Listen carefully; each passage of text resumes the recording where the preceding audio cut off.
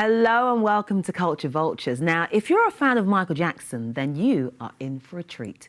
Tyronne Lee, lead vocalist in the West End hit musical Thriller Live, will be popping in for a chat. Before we catch up with Tyronne, Tricia Wombell and Natalie McLeod are also here with book and theatre reviews. Now, girls, fans of Michael Jackson? Yeah, Totally. by far. Oh, so obviously we're really looking forward to seeing Tyronne. But before we hear from Tyronne, let's talk about books first. Okay, today I'm going to talk about two Nigerian writers.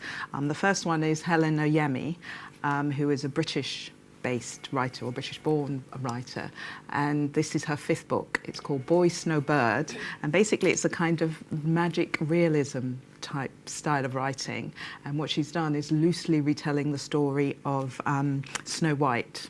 So the Wicked Witch looking in the mirror, you know, what you see in the mirror and what it plays back to you is all kind of intriguing style of story. Helen, as I said, it's her fifth book. She was picked up at 17 by her first book, and she's been writing ever since. She went to Cambridge, and she had a time where I think she's now living in Berlin, but obviously due back shortly to promote the work. And she's also been, for the first time, on the Granta Writers Under 40 list. So this is someone who is a British Nigerian who has got a really powerful writing style and is just an amazing writer. I think people feel that she will, she just got a lot more to tell, and her style is just really amazing. I'm just wondering, though. I mean, I understand you said it's like Snow White. Did you say loosely a retelling of the Snow White story? Boy, yes. Snow, Bird. Boy, Snow, what Bird. Is that? It's the title. The title. Yes, it's three characters. Boy is a woman, and Snow is rain. That's a bad word, is it? No, it's so different characters. Basically, the original main character, Boy, is a person who is trying to rebuild her life and reconnects with Snow, who helps her to recreate and sort of survive. And then I think Bird is the real sort of bad character who comes afterwards. So it's kind of complex story because Helen doesn't do sort of straightforward, and as I say, it's kind of magic realism, so you don't really know what is real and what isn't, although the stories, she would say, like I'm telling them on a hill, and it's not quite so straightforward. Not as straightforward. More complex than that. Right. But I think worth sort of sticking with. Okay. I think one of the things about writing, there was a time when we sort of only really bought African-American writers, and then, there was the kind of British writers. And I think, in African writing, it's the Nigerians who are really on the up at the moment. Yes. If you just sort of do the Kane Prize, which is a short story award that comes out each year, often it's a battle between the sort of South African writers and the Nigerian writers. Yes. And, I think last year there were only, I think there are 5 on the shortlist. 4 of them were Nigerian, and although Helen hasn't entered that, she is part of this kind of amazing writing that comes out of West Africa. So that's Boy, Snow, Bird. Thank you for that. And your next book? My next book is science fiction. Okay, Nnedi Okorafor. She's an American Nigerian, so she was born in Nigeria. Sorry, she was born in America, but of Nigerian heritage, and she's sort of gone back there with her family, growing up, spent time there. And she feels that there is a sense that when you read science fiction books that there is no sense of Africa in it. So she's decided, I'm going to tell the science fiction from an African kind of perspective. So if you're really into your science fiction, this is definitely a book and a reader to follow.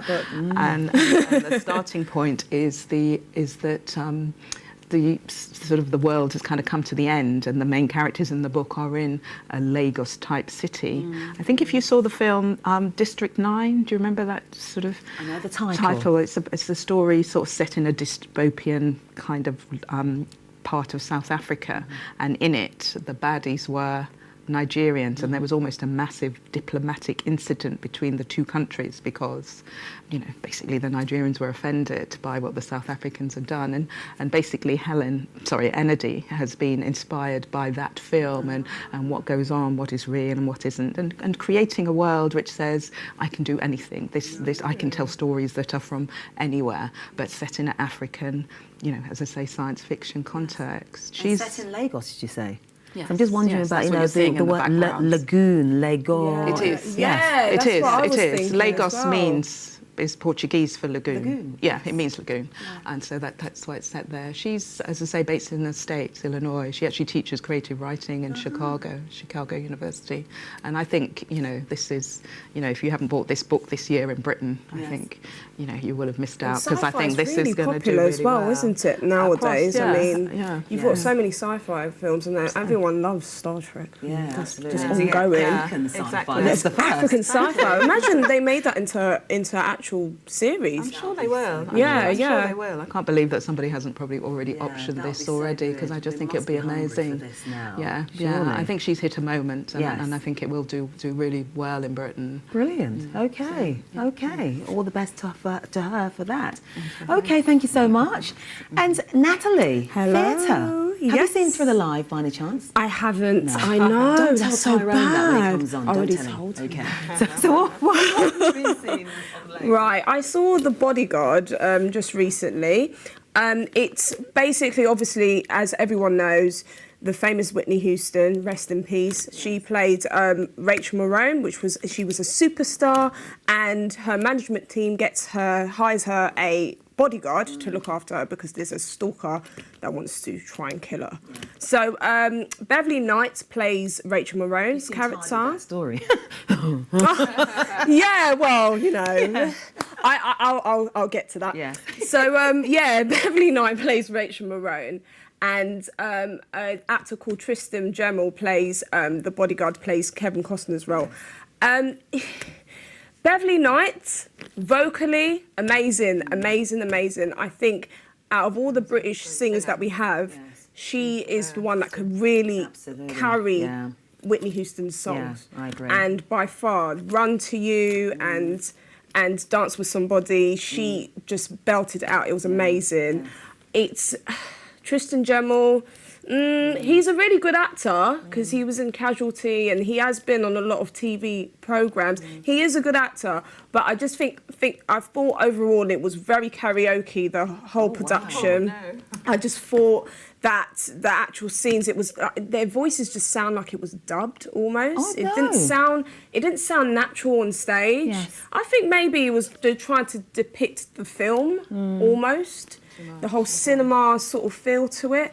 I did not enjoy it, to be honest. The only parts I enjoyed is when Beverly Knight done her solos and the finale. Oh gosh, When she done the finale was spectacular. When they done all the choreography and the musical numbers at the end. Yes. Beverly Knight is amazing as Rachel Marone, but can she act? We know she can sing. You've been talking about how wonderful she is as a singer.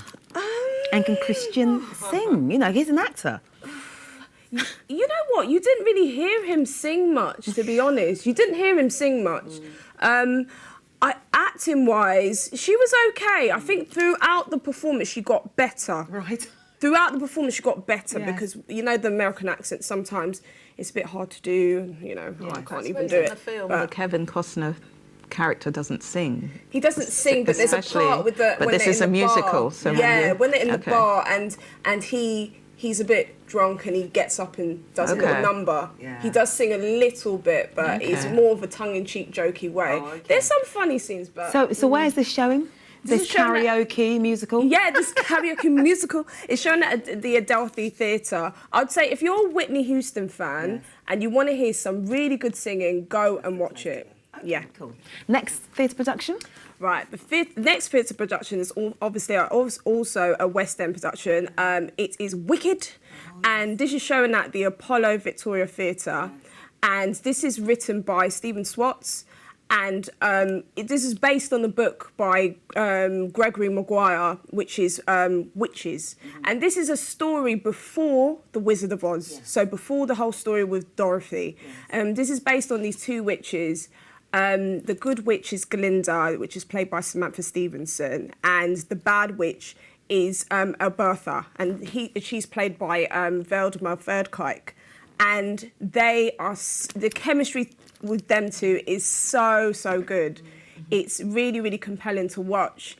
Their voices carries the production, and the ensemble that is absolutely amazing. If the title fits what the show is about, it is wicked. So, and you also, it's got a really good message. You get a really good message of don't judge a book by its cover, because the Wicked Witch is perceived in The Wizard of Oz as, oh gosh, she's so evil. Yeah. But you really feel sorry for the Wicked Witch in this one. You really have sympathy for her. So in this one, do you understand why she becomes wicked?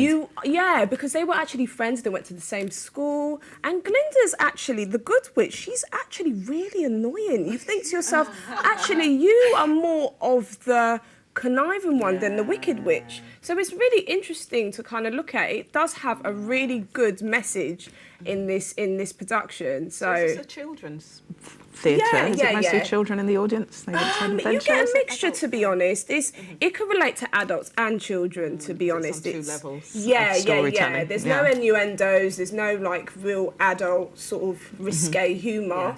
But it's a feel-good production. It's really good, and it's actually been nominated for over 90 international awards. That's superb. 90. Absolutely superb. And how long has it been in production?